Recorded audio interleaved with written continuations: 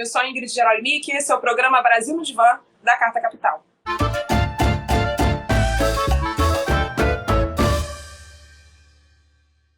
A nossa tarefa aqui é pensar o Brasil junto com ele. E para isso nós vamos trazer o país para análise e revisitar a nossa história por uma perspectiva social, cultural e psicanalítica.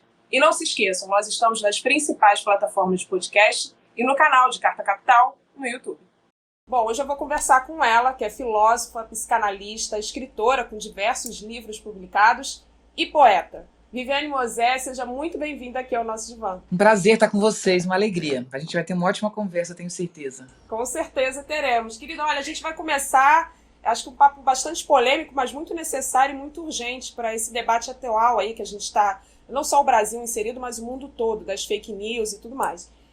Eu queria te perguntar o seguinte, a gente está vivendo, há quem diga que chame isso de uma crise da verdade, né? E nessa crise da verdade, nessa era de crise da verdade que nós estamos vivendo, há uma verdadeira guerra da comunicação, ou seja, guerra de narrativas, né? E eu queria te perguntar o que para você, porque eu sei que você fala sobre isso, você inclusive no teu livro, né, que você fala sobre política, você presta um debate sobre isso, então o que é essa crise da verdade e como fazer para a gente sair dela, ou a saída também dessa crise, né? Sim, eu vou tentar ser bem sintética, porque realmente é algo muito complexo. Mas a ideia de verdade é também uma narrativa. Em algum momento da humanidade, alguém disse, eu posso dizer os nomes, a gente pode falar da Grécia clássica, né? Que você coloca aí Platão, Sócrates, Aristóteles. Quando você coloca essas pessoas, você vê o nascimento de um modelo de pensamento. Não é a filosofia que nasce na Grécia, é um formato. Hoje, a gente trabalhando em rede, a gente entende essa palavra melhor. Então, o que é a racionalidade que tem a ideia de verdade como fundamento? É um formato que se deu à nossa capacidade de pensar. Então, nós temos uma capacidade de pensar por signos. Isso é o que nos caracteriza. Agora, como essa capacidade de pensar se organiza, isso é uma narrativa de uma época. E essa narrativa diz que tudo que existe no mundo está em mudança, em transformação. Mas isso é o mundo do erro. É o mundo onde acontece o erro. Quando a gente sai do mundo das mudanças e das contradições e através de um discurso que busca eliminar a contradição, a gente vai atingindo cada vez mais alguma coisa que não muda, que é o que é essencialmente. A palavra essência está vinculada a isso tal. Então, a verdade é atingir de cada coisa, de cada situação, de cada acontecimento, a sua essência, a sua origem, o seu princípio originário. E o nome disso é verdade. Com o tempo, com a história do pensamento, com mil contradições, inclusive com Hegel, que trouxe a ideia de contradição para dentro do pensamento, mas o pensamento vai se transformando. E o que a gente percebe já há séculos, desde o pensamento kantiano, que a verdade é então uma narrativa. Por quê? Porque nós nunca temos referência do que não muda. Tudo no mundo está em mudança, necessariamente. Tudo, mesmo quando você vê um diamante, que é uma pedra muito dura, ela está em mudança, uma mudança lenta. Os planetas estão em mudança, eles morrem, a gente sabe isso. Eles levam anos-luz, mas eles se transformam. Então, tudo na vida se transforma. A ideia de verdade esteve vinculada a um outro mundo, ao mundo das ideias. Mesmo quando a gente foi largando isso na história da filosofia, a ideia de verdade se aproxima muito da ideia de Deus, que é um princípio originário que gera todas as coisas.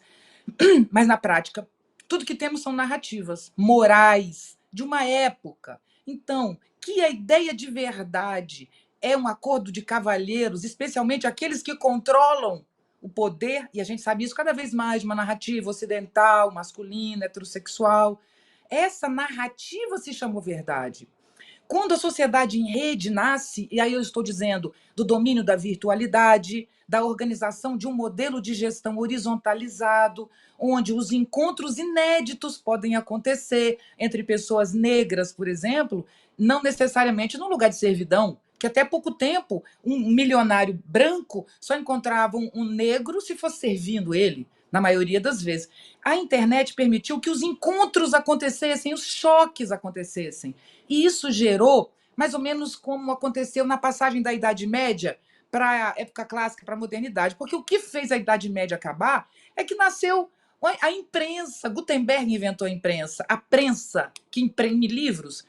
Quando a gente passou a imprimir livros, o único livro não era mais a Bíblia, Uma pessoa podia pensar o que ela quisesse e imprimir aquele livro e vender, entregar, doar, fazer o que ela quisesse. Isso explodiu a Idade Média e gerou a modernidade. Hoje nós temos isso na internet. Explodiu o controle das verdades, que estavam na mão das grandes corporações, principalmente, mas também dos grandes grupos de produção de conhecimento, que são patrocinados por grandes grupos financeiros. Então, quando a gente fala de ciência e verdade, a gente não está só falando daquela ciência maravilhosa que cura a Covid, que nos dá vacina. A gente está falando também de uma ciência que é dominada pelo mercado e que produz aerosol que destrói o meio ambiente. Então, existe um jogo no domínio da verdade que se desfez com essa tecnologia horizontalizada que se chama sociedade em rede. Então, agora, se não tem mais a pirâmide, onde é que eu vendo o meu produto? Eu não tenho mais a TV Globo, porque antes era só TV Globo, não tinha nem canal a cabo quando eu era criança. Então você vendia um produto jogando naquela pirâmide. Uma gota que você colocava naquela pirâmide Globo chegava em todos os lares, todos. Porque todo mundo tinha televisão já há muitos anos no Brasil, né? Agora, quando não acontece isso, como eu vou vender o meu produto? Só para dar um exemplo do consumo, porque isso também cai na política. Quando eu quero vender meu produto, eu tenho que criar uma situação que todo mundo vá ver. Então eu digo o seguinte: nasceu um ser humano com 4 cabeças. Todo mundo vai lá olhar, mesmo sabendo que pode não ser. Então, criar absurdos é, antes de tudo, um modo de agregar pessoas para a venda de produto. Mas não só isso. Criar absurdos, já que a gente não tem mais essa verdade estabelecida, né? Que é das universidades, dos pais e não das mães, né? Os pais dentro de casa, o professor em sala de aula. Tudo isso mandava na gente, né? E quando essa coisa começa a se transformar, qual é a guerra? Agora a guerra é por cada um de nós. Cada um de nós se tornou produto. Produto. Nós somos um produto, nós não somos um consumidor. O produto a ser consumido somos nós, com o nosso pensamento e com a nossa subjetividade. Isso é a guerra da verdade. Isso é o fim da verdade. Que a verdade tem que cair? Tem. Que é um bem que ela caia? Sim. Porque o contrário de verdade não é mentira, o contrário de verdade é diferença. Vivemos uma sociedade da diferença. Por isso, uma pessoa que tem limitações físicas grandes, que antes era escondida dentro de casa, hoje ela aparece, ela é uma influenciadora, um influenciador, se casa, namora, se relaciona. Então, a visibilidade dos mais velhos. Ficar velho era ser escondido, agora não. Ficar mais velho, você pode existir, pode namorar. Então, essa coisa que é tão legal, que é a produção da diversidade. Essa produção da diversidade está causando queda em grupos de controle financeiro antigos. Então, nós estamos vivendo a guerra de antigos grupos que controlavam a sociedade piramidal e que não são mais os controladores da rede. A gente sabe que se mantém meia dúzia, mas a gente sabe também que tem uma mudança acontecendo o tempo inteiro. A cada mudança tecnológica há um jogo.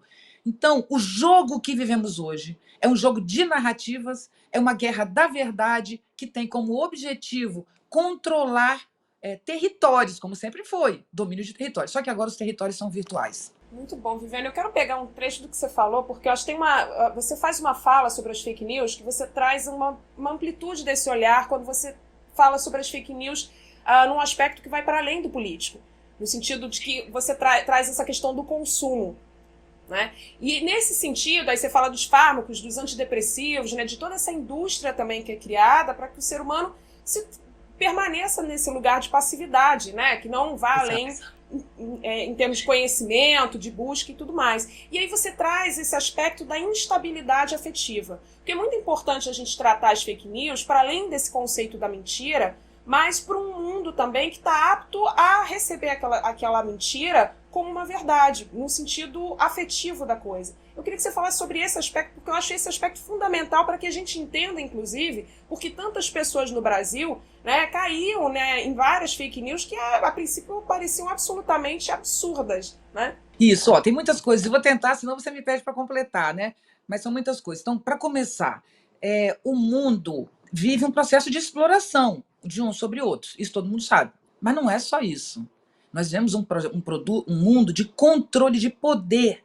Não necessariamente vem de uma exploração física, de uma exploração do seu corpo.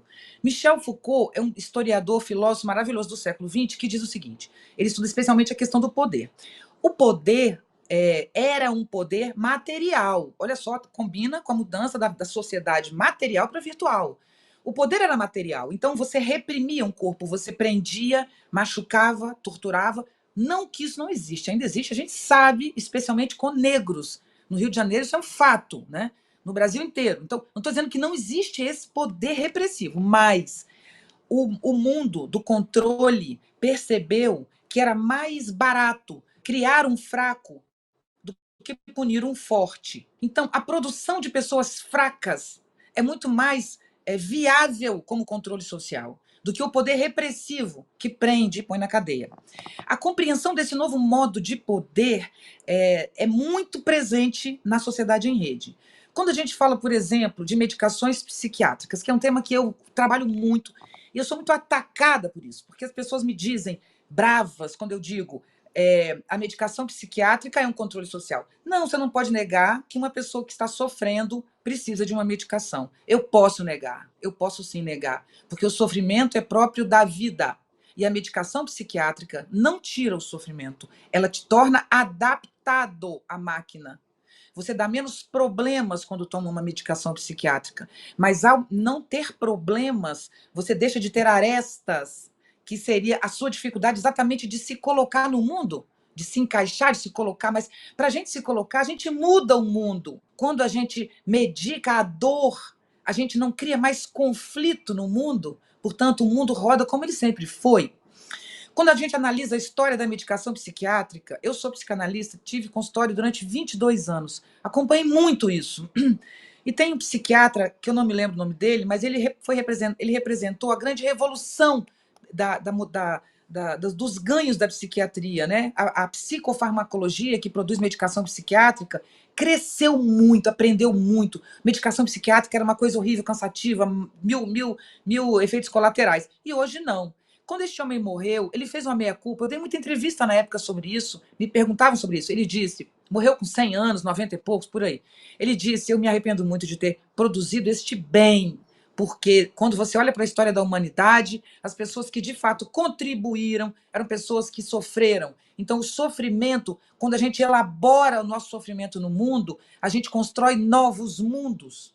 Quando eu fico indignada com a fome, a miséria, quando eu fico indignada com isso, meu gesto cotidiano é de transformação. Mas eu não quero me angustiar, isso me faz mal, eu não me sinto bem, eu quero me sentir bem. A gente tem que aprender que bem é uma conquista e que o mal não é social, ele é existencial. Tem algo que diz respeito à vida. A gente nasceu e vai morrer, isso é angustiante. Isso não é culpa de nada além da própria existência. Então, a nossa angústia existencial, ela é um motor de transformação. A sociedade contemporânea, por ter percebido o que significa o controle virtual, então chegamos a um ponto da virtualidade. Nossa vida é basicamente virtual. Isso é um problema? Não! Claro que não!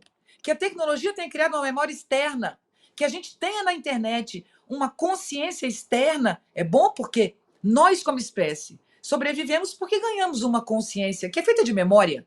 Nós somos seres virtuais, senão não estaríamos aqui.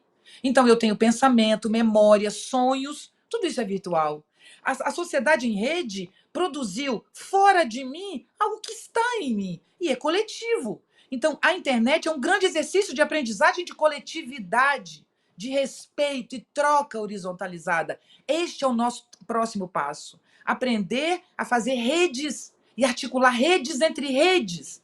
E assim a gente controla sem esse... Controla não, a gente ordena o mundo porque precisa, sem esses caciques que existiam no modelo piramidal. Só que a passagem do material do piramidal para o em-rede tem um caos no meio. Nesse caos nós temos. O caos é a guerra da informação. Então, o que a guerra da informação faz? Não é apenas vender um candidato para você ou criar mentiras sobre vacina. Não é. Isso é uma estratégia de luta política. De luta não, né? De controle social. Luta é o que a gente faz aqui tentando se livrar disso. Isso é um jogo social de controle. Então, nós somos controlados pelos afetos, somos provocados ao ódio diariamente. Pessoas que são provocadas ao ódio, elas ficam indignadas, e os indignados, tem uma frase antiga que diz, os indignados, a primeira coisa que os indignados perdem é a capacidade de raciocínio, de pensamento. Quando você está indignado, você sai de si, né? Você perde a cabeça. Então, se eu estou indignada, é uma boa hora para eu receber uma fake news me oferecendo roupa, sapato. Então, se eu nasci no subúrbio e sou pobre, eu vou receber fake news que aumentem aí a minha indignação com a minha condição social, o meu ódio de alguém que me causou isso. E essa indignação me leva a isso. Então, nós somos uma população, para terminar, indignada, provocada ao ódio, cujos afetos são manipulados pelas redes, né? Infelizmente, isso é um fato. Meia dúzia de grupos controlam isso. Nós estamos sendo estimulados ao ódio. Aliados a isso, nós temos uma revolução da medicação psiquiátrica que nos torna passivos e alegres e bem adaptados, né? Mas sem aresta, sem espinhos. Então, isso é uma situação drástica que vivemos. No entanto, a mudança disso não é tão complicada. Já já eu falo da mudança, porque eu falei demais. Não, você falou muitíssimo bem, tem muita coisa ainda para a gente tratar aqui hoje, mas eu queria pegar um outro aspecto que eu acho que você fala também muito sobre isso, de controle social, que é esse imperativo da felicidade na contemporaneidade, no sentido de uma felicidade à altura ali, à distância de uma prateleira, né? No sentido que a felicidade também está muito atrelada a esse modelo de consumo que a gente tem na sociedade, sobretudo a sociedade ocidental. Então, eu queria que você falasse um pouquinho aí desse modelo de felicidade, o que isso está trazendo para a gente. Deixa eu só terminar uma coisinha do anterior, porque as pessoas ficam muito incomodadas, então vou deixar claro uma coisa, olha só. Eu não estou dizendo que você não pode tomar uma medicação psiquiátrica. Eu não estou dizendo que hoje nós, que estamos à mercê dessa guerra da informação, desse desequilíbrio, dessa falta de chão, de uma virtualidade que nos tirou a relação com o corpo. Então, nós que vivemos nesse contemporâneo e que temos grandes sofrimentos, a gente pode acessar uma medicação, sim, eu não estou negando isso. Só tenha clareza que ela é uma bengala. Ninguém fica melhor, a vida de ninguém fica melhor por causa de uma medicação. O que ficam são os sintomas. Cuidado, porque os seus sintomas podem ser uma luz para te guiar no mundo, para te dar direção, né? Então é essa coisa. Eu não sou contra, não estou dizendo que ninguém tem que tomar, mas eu tenho certeza que o aumento do sofrimento psíquico, porque a gente tem um mundo suicida, deprimido, que se automutila, né? Desde criança, a partir dos 5 anos de idade, sofrem tudo isso que eu estou dizendo. Então, se os índices de depressão, suicídio e automutilação só crescem, e o uso de medicação psiquiátrica também só cresce, então tem alguma coisa ligada entre suicídio, depressão e automutilação com o uso de medicação psiquiátrica a longo prazo. Essa é uma percepção, eu tenho certeza que em breve isso tudo vai ser muito pesquisado. Só para fazer um parêntese, dizendo a importância do que você está falando, Viviane, porque muitas pessoas, inclusive nessa ideia de sociedade que a gente tem hoje, de que a depressão é uma culpa sua, é um problema seu, um problema do sujeito, isso causa muito sofrimento também. Então isso que você está trazendo é uma percepção da depressão, da ansiedade, de vários desses transtornos que estão sendo colocados como transtornos, como algo também social. Então é preciso mudar a sociedade para que também os sujeitos tenham um bem viver, né? Então eu acho que você está falando algo que é fundamental para a gente compreender esse cenário por um olhar mais amplo também, né? Exatamente. Tem duas coisas aí. Tem, de um lado, a nossa dor existencial, que não é individual, não é individual, ela é coletiva. Todos nós nascemos e um dia vamos morrer. Nós não temos noção do que significa a vida. A morte é uma angústia para todos, mesmo que a gente não toque nesse assunto. Isso é coletivo. Ninguém está fora disso, né? Então não é individual. Eu não sou culpada de sentir dor existencial. Todos sentem, mesmo que escondam. Isso é uma coisa que é coletiva. E a segunda, veja só, se eu tenho modelos de conduta, se existir é ser de um modo específico, todos que não se enquadram no modo específico de ser, eles são taxados como problemas. Então, nós temos uma sociedade do adoecimento. Então, a ideia de felicidade, que foi o que você trouxe, a ideia de felicidade é a mesma da ideia de verdade. E é parecida com a de liberdade. Porque você fala assim, liberdade é uma ideia que promete muito, mas não cumpre. Ninguém é exatamente livre. Eu não posso me jogar de uma janela que eu morro. Eu não posso comer uma coisa que me envenena. Entende? Eu não posso agredir uma pessoa porque essa pessoa pode me matar. Não é? Um vírus pode me destruir. Então eu não sou livre para fazer o que eu quiser. Depois de todas as determinações que estão impostas a mim, eu tenho alguma coisa para fazer.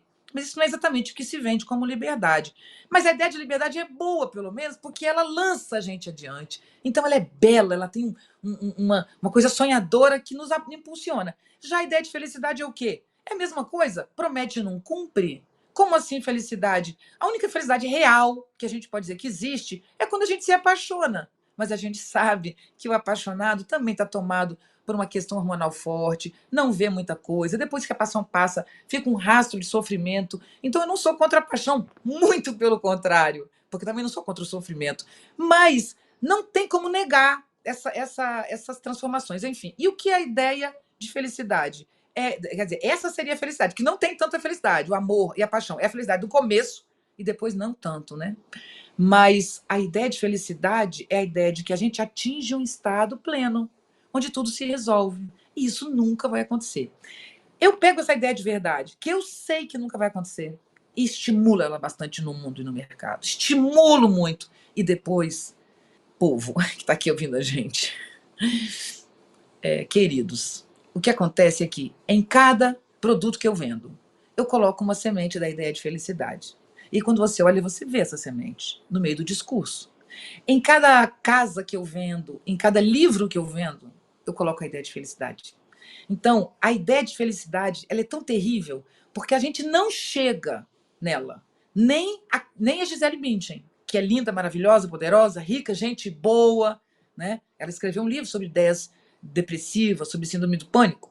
Então, a ideia de felicidade, ela é um embotamento e ela faz parte exatamente desse controle social, de dizer em cada produto, em cada candidato, em cada proposta, em cada tudo que eu vendo, na frente, subliminarmente, tem me prometendo ali que ali eu vou ficar feliz com aquela maquiagem, com aquela harmonização facial. Agora sim eu vou ficar bonita, então eu vou ser feliz. Não, não é isso. Isso é um controle social. Infelizmente, a gente tem que ter clareza que viver, eu vou falar do meu jeito agora, viver não é para principiante. Viver é para gente forte, corajosa. Essas pessoas ganham autonomia, elas se colocam no mundo, elas constroem uma trajetória. Então, a gente tem que ter uma educação escolar, mas não só, principalmente familiar, que ao invés de nos proteger do sofrimento, nos fortaleça para que a gente mesmo seja capaz de lidar com esse sofrimento e transformá-lo em ação, em vida, arte e alegria.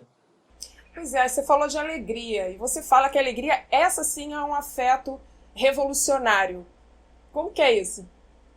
É que a felicidade é uma ideia, sempre, sempre. Então, o que é estar feliz? Estar com o amor da minha vida.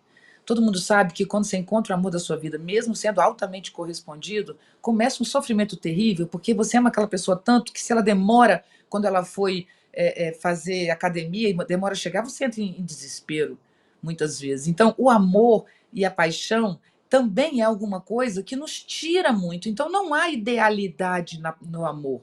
Há no início, mas aquilo passa e vira uma relação de amor e de transformação e de cuidado, enfim.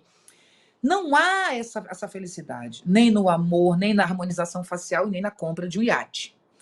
Ao contrário, a alegria, ela não é uma ideia, ela é um estado. A alegria é uma sensação de aumento corporal. Quando alguma coisa te faz alegre, você não consegue ficar parado e dizer, eu estou muito alegre. Não, você mexe a cabeça, você mexe os braços. A alegria dá vontade de levantar, dá vontade de abraçar as pessoas, de compartilhar. Alegria é intensidade, ela é variação de afeto, né? E a alegria pode vir de uma coisa boba, quando você diz assim, o que foi? Viu um pássaro verde, um passarinho verde? A gente falava isso quando eu era criança. Ou seja, não foi nada e você está alegre. O Spinoza é um filósofo que trata isso dizendo o seguinte, para a gente entender que a gente tem que ter uma concepção de um universo para a gente se fortalecer, seja ela qual for, né? Bom, seja ela qual for, para não brigar com ninguém. Mas, enfim, olha o que o Spinoza diz. É só um filósofo, tá? Mas ele diz assim, Deus não criou o mundo. Deus é o mundo. Tudo que existe no mundo, ele diz, é Deus. E o que caracteriza Deus, que é a própria vida, o próprio mundo? O que caracteriza Deus é a transformação, a variação, a mudança, que ele chama de ação. O mundo está sempre em ação. A falta de ação é morte. Então, ele diz: Deus é o mundo é ação e a ação é alegria. Quando você está alegre, é porque você está cheio de vida, cheio de mundo, cheio de ação. Quando você está triste, você está sem vida, sem ação. Tanto que depressão é o nome dado à ausência de movimento. Só uma parte sobre depressão. Quando uma pessoa está sofrendo muito, ela não está em depressão, ela está sofrendo muito. Não confundam, por favor. Depressão é um estado de ausência de gesto e ação. É quando o sofrimento já não consegue tirar de você nem dor mais. você se torna nada. A depressão é quando você se afasta da vida, você não está vivo nem morto. Isso é o real estado de depressão. É um estado de paralisação. Ah, mas aquilo ali significava não, aquilo ali era dor.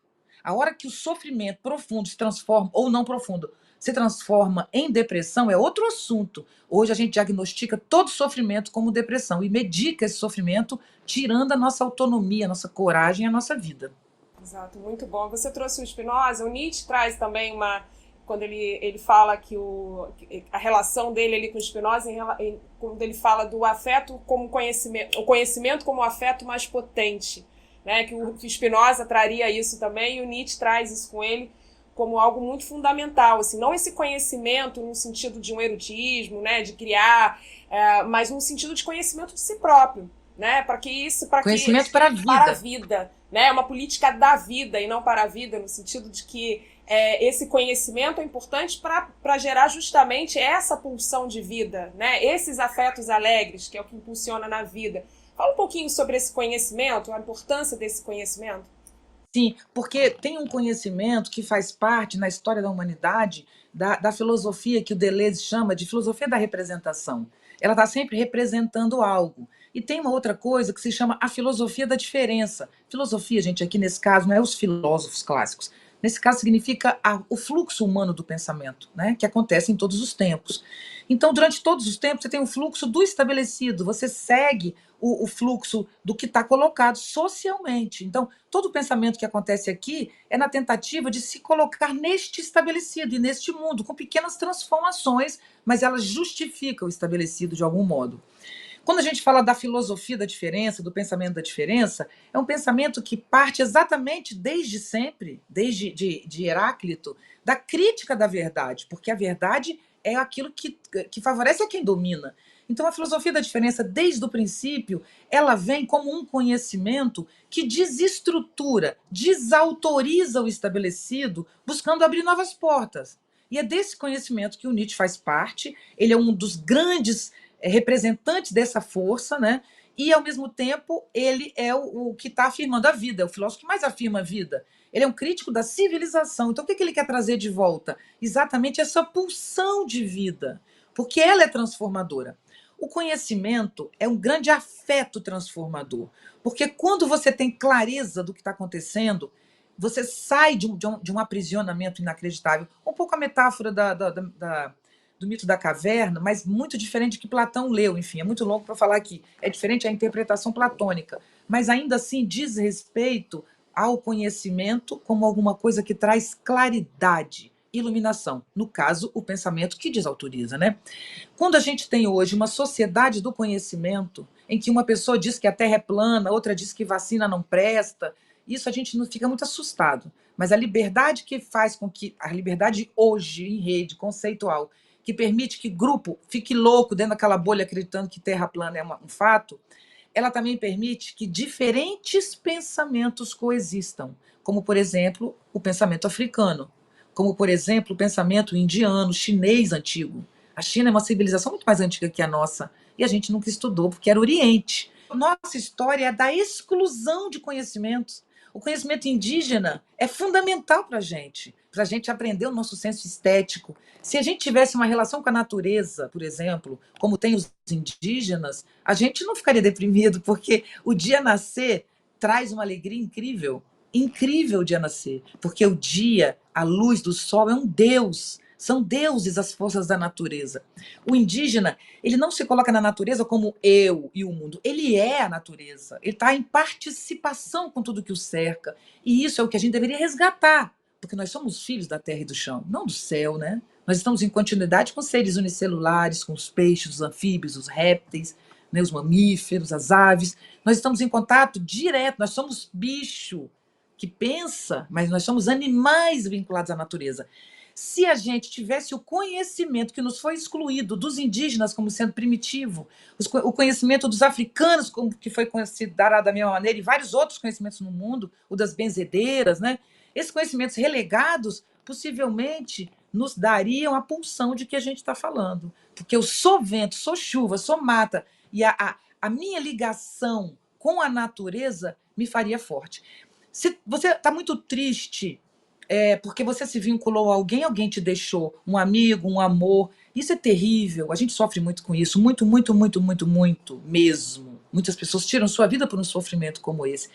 Porque, agora, se a gente, além de amar pessoas, a gente amasse coisas que não nos abandonam, se você desenvolve um imenso amor pela música, pela arte, pela natureza, você vai sempre ter um amor correspondido. O mar nunca vai embora, ele vai sempre estar ali te esperando. Então, nos tiraram a nossa fonte pulsional, que é a arte e a natureza, o contato natural com as pessoas. E nos criaram um mundo de fantasias, de sapatos, roupas, de plásticas, de um mundo falso. E a gente morre por esse mundo falso. Finalmente, não só o nosso vínculo com a natureza e com a arte, porque a arte é humana desde sempre, né? A arte é da natureza humana. A arte não é social. Ela pode se tornar. A arte é natureza. A natureza é uma arte. A manifestação da natureza é uma arte. E nós produzimos arte naturalmente. Isso nos fortalece. Então, se nós somos tirados daquilo que nos fortalece, nós somos lançados exatamente nessa sociedade do controle, da medicação psiquiátrica, né? Precisamos resgatar isso. Ah, mas eu queria dizer que eu estava esquecendo para finalizar é que se eu resgato a natureza e o saber indígena e africano, que também está muito vinculado à natureza, com os orixás, eu não a destruiria, né? A gente tem tecnologia para resgatar a natureza. Tem sim. Se não tem, pode construir. Para salvar os corais, para salvar os ecossistemas, para replantar. A gente tem tecnologia para acelerar esse processo, inclusive, e fazer tudo acontecer de novo. Nós não temos vontade política. Mas e se a gente constrói tudo de novo, a gente constrói como? Com amor à natureza. Então, se nos alimentássemos da vida que a natureza nos dá, a gente não teria destruído a vida como estão destruindo, levando ao humano à possibilidade de extinção. Muito bom. Na semana passada a gente teve aqui uma entrevista justamente com o Renato Nogueira, que também é filósofo, e trata justamente sobre essa importância da gente resgatar a ancestralidade e essa ideia da natureza, como nós como parte da natureza, né? E traz, por exemplo, quando você trata os indígenas como tratam o rio, a natureza por nome próprio, né? Resgatando essa ideia de mãe, de pai, de família, né? De algo que é do sujeito ali, do coletivo ao mesmo tempo. Isso é muito importante. E o Nietzsche traz uma ideia de biopolítica, né? Essa biopolítica afirmativa. Tem a ver com isso que você está falando? A biopolítica, na verdade, é uma ideia que vem muito mais das pessoas que vêm depois do Nietzsche, né? Isso tem a ver com Michel Foucault, com Deleuze, com Guattari. O que o Nietzsche não gosta de política. O Nietzsche diz que a ele interessa a grande política e não a pequena. Ele não está dizendo que a pequena política não importa. Eu vou explicar o que é cada uma. Não é que a pequena política não importa, é que ele está dedicado à grande política, né? E outras pessoas vão se dedicar às pequenas. O que é a grande política? É a relação do humano com a vida. Então você não pode discutir, por exemplo, apenas a desigualdade social, a fome e os preconceitos. Porque se a gente resolve a fome, a desigualdade e os preconceitos, e não resolve a relação do humano com a vida, nós reconstruiremos tudo isso novamente. O que é a vida? Muita gente me diz assim na rede social, me criticando, né, dizendo assim: a senhora fala de vida porque a senhora não sabe o que é passar fome. O grande problema é social, a senhora não está falando disso. Não, claro que eu estou falando disso, eu estou o tempo todo falando disso. Mas eu estou dizendo que se nós resolvermos todos os problemas internos, a bolha civilizatória, e não abrirmos a bolha civilizatória para o universo, o humano continuará mesquinho, pequeno e destruindo uns aos outros. De outra maneira. Não vai ser pela desigualdade se ela acabar, mas será de outra maneira.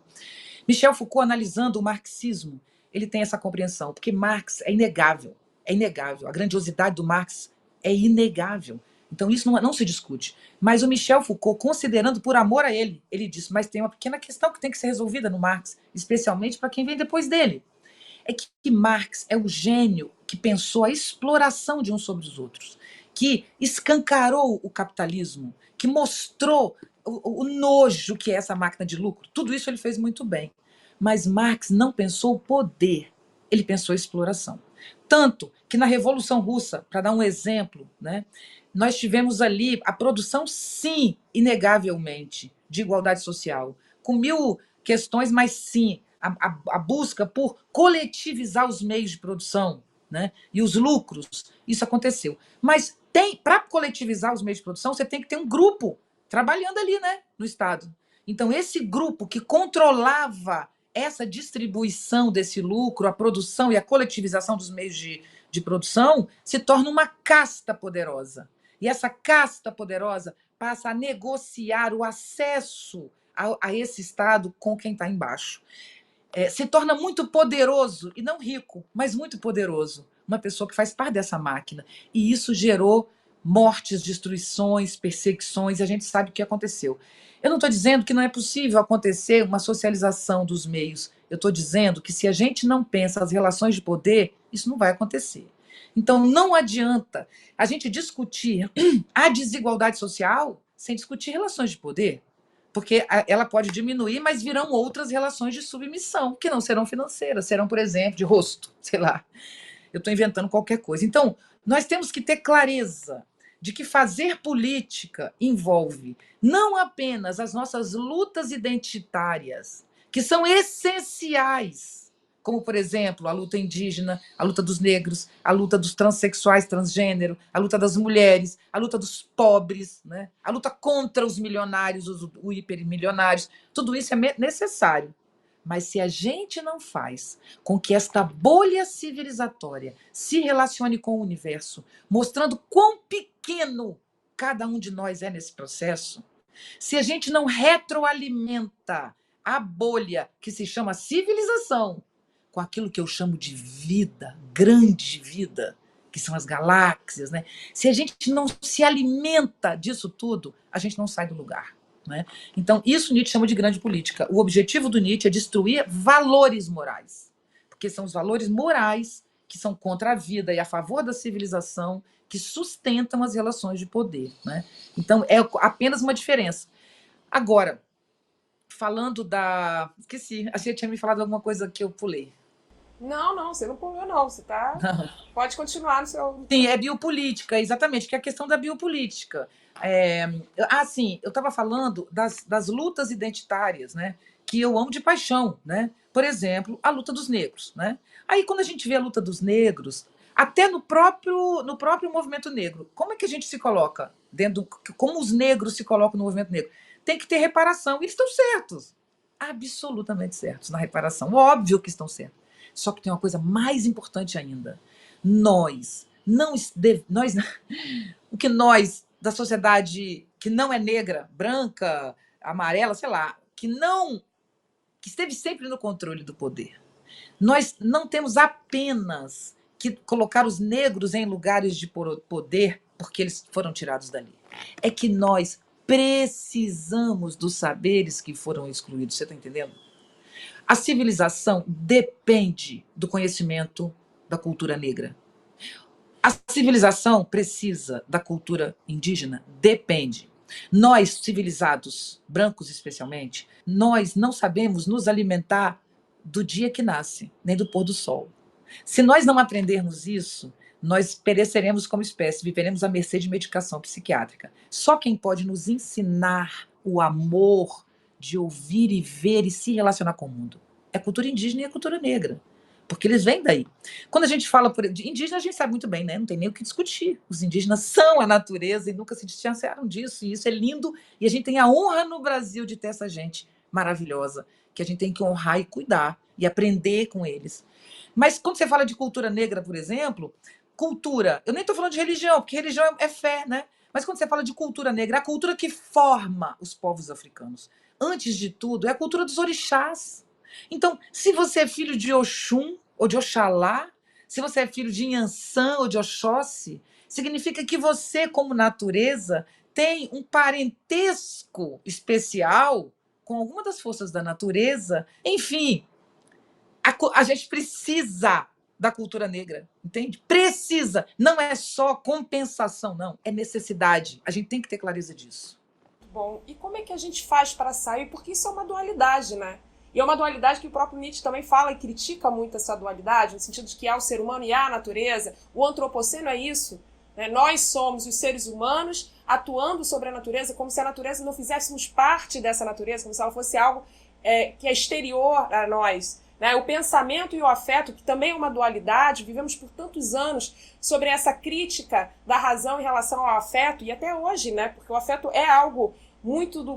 Você trouxe muito bem, falou muito bem sobre isso, como que o afeto é algo que parece que precisa ser escondido numa sociedade em que a felicidade é um imperativo. Como que a gente faz, por exemplo, você... Acho que entrar nessa questão da educação, porque você fala muito sobre a educação, você inclusive escreveu um livro sobre isso, que eram justamente os desafios para a educação no contemporâneo. Como lidar, como fazer com que uma educação, por exemplo, possa tratar e eliminar de uma vez por toda esse tipo de dualidade que faz com que a gente fique tão alheio, né? Coisas tão, que são tão intrínsecas a nós, como a natureza, como os afetos.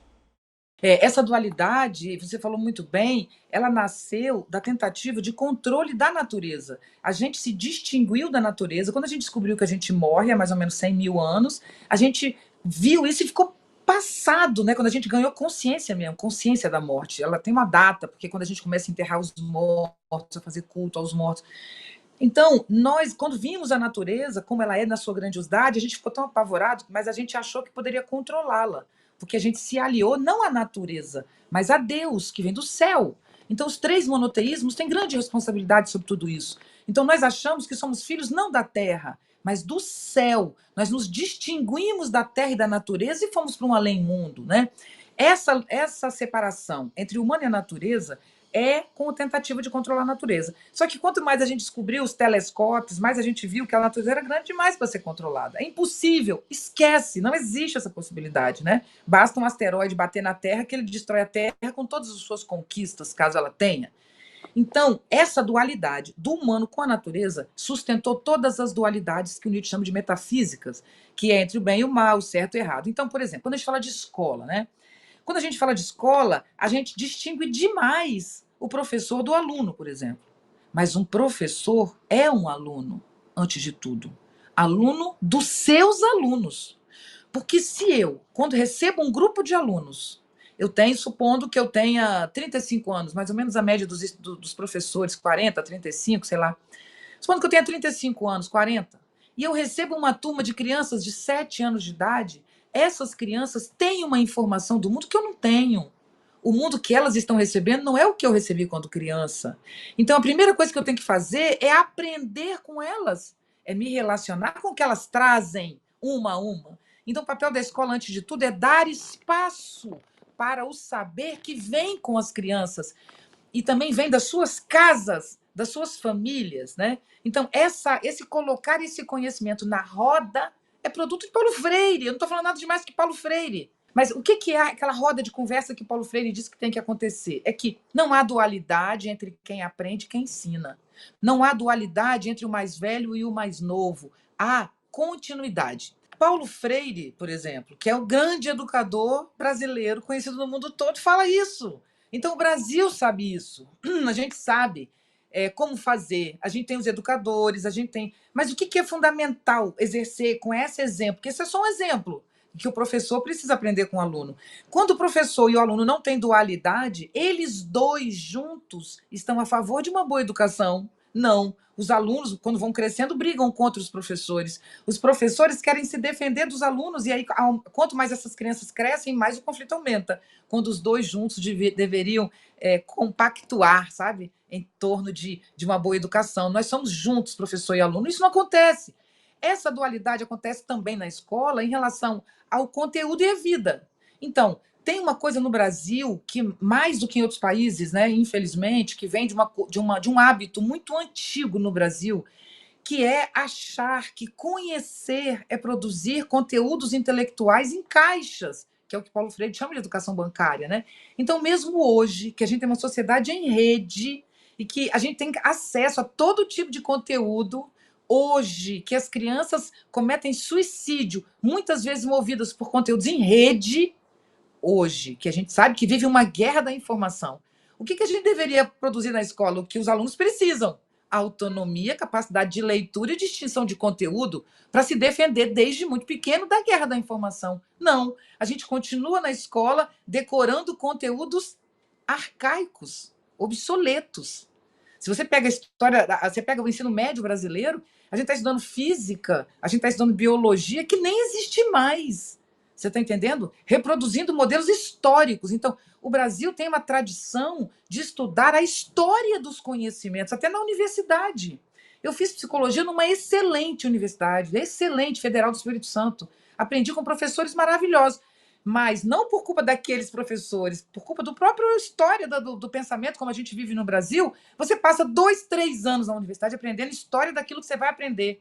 Você passa os 2 anos finais tendo uma relação daquilo com a vida prática. Então, gente, não adianta só pagar bem professores, não adianta só colocar computadores e acesso à internet ou quadros digitais e dar um computador por aluno. Porque você pode ter tudo isso e ter uma educação arcaica. Uma educação contemporânea ela não precisa de nenhum computador. Você pode estar fazendo debaixo de um pé de árvore, como fez o Tião Rocha, lá em Minas, e desenvolveu um projeto inacreditável, entende? Não, a gente quer pôr a tecnologia, mas a gente continua arcaico com o pensamento. Hoje, que a gente tem o ataque às escolas, que a gente vive a guerra da informação e que a gente vive a dissolução da autonomia e da responsabilidade de cada um, que a gente vive a dissolução de valores e conceitos que são óbvios, né? Só para produzir esse caldo nojento da guerra da informação que relativiza tudo, né? Porque ninguém tem mais a verdade, então qualquer coisa vale.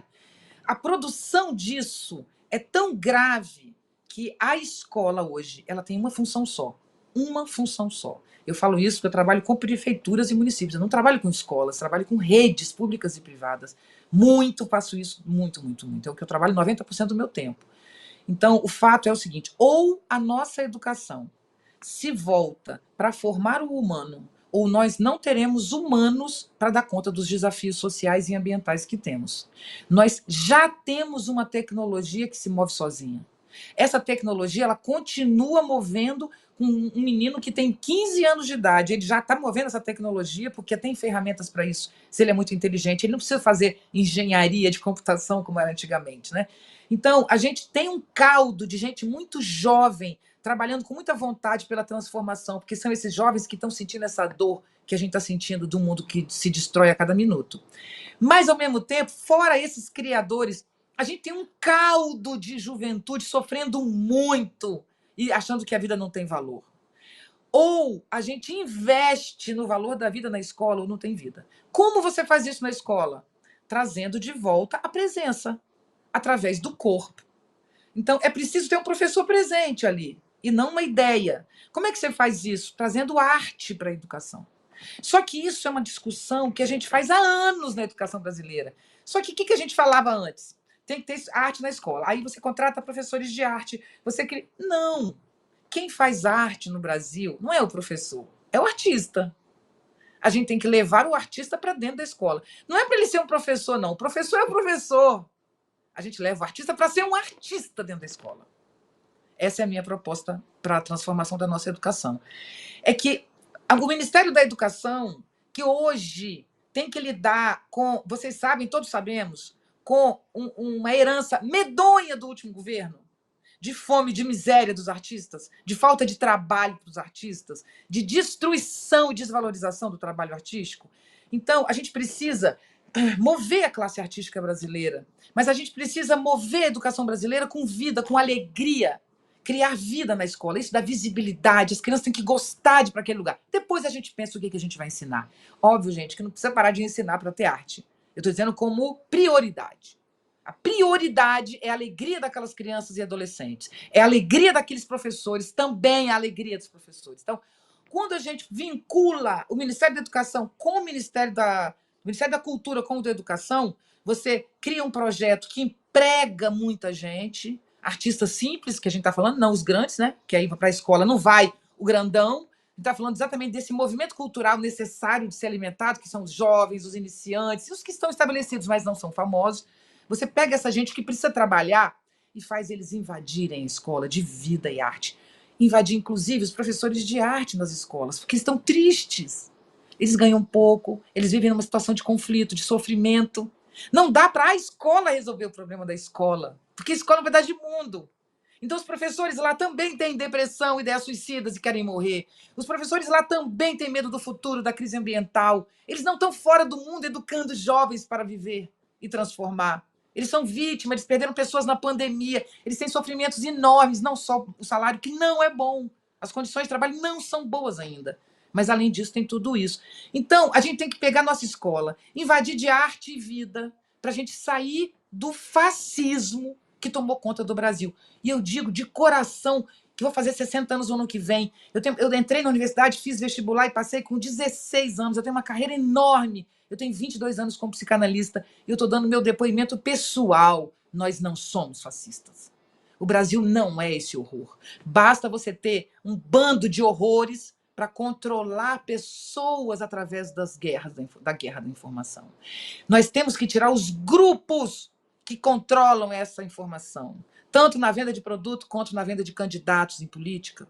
Nós temos que descobrir essa meia dúzia de bandidos que controlam esse jogo, para libertar as pessoas. O Brasil não é o horror que vocês pensam, mesmo, não é. Sensacional. Com essa fala, a gente faz. É uma provocação, inúmeras provocações, sobretudo essa questão da educação fundamental, a arte como transversalidade, não somente como uma disciplina, mas como algo que é importantíssimo para, né, para que a gente possa transformar esses nossos afetos em afetos potentes, né, os afetos alegres aí que você trouxe do Spinoza, que é tão importante.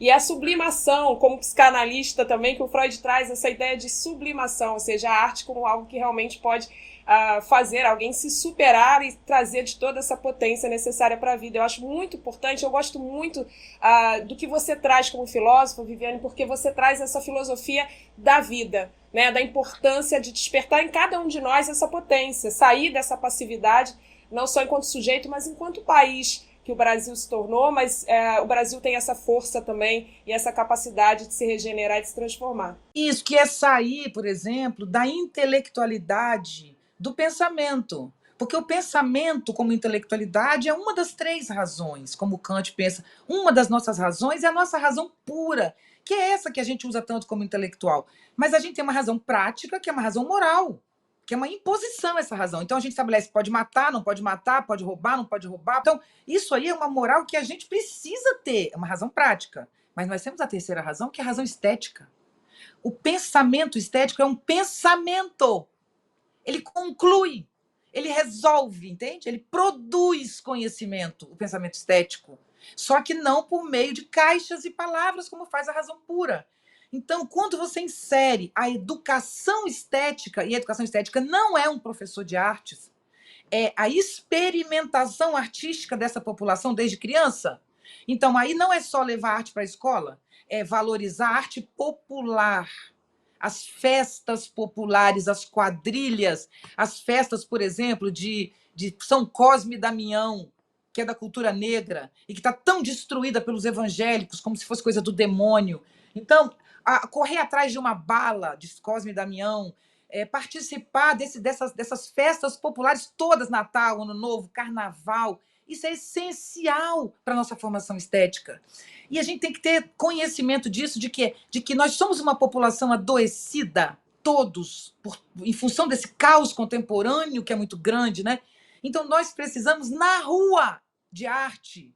A rua tem que ser tomada de arte, de alegria.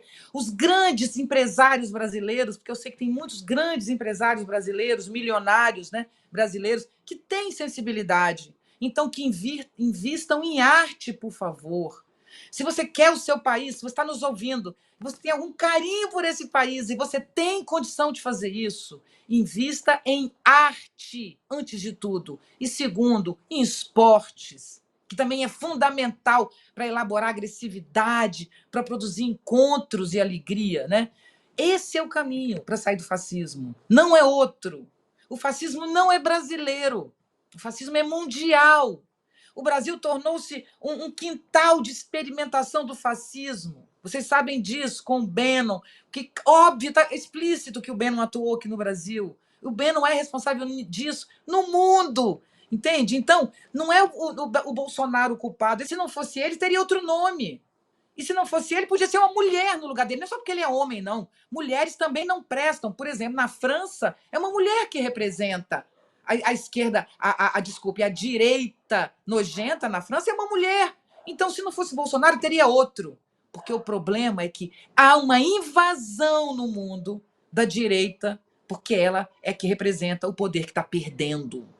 o poder piramidal, o agronegócio no Brasil, ele vai ter que se transformar. A gente não pode destruir a natureza. Estamos todos nos tornando veganos, cuidando de animais. O mundo está se transformando, né? Então, quem é que mais financiou o fascismo? O agronegócio, porque ele é o poder que está perdendo.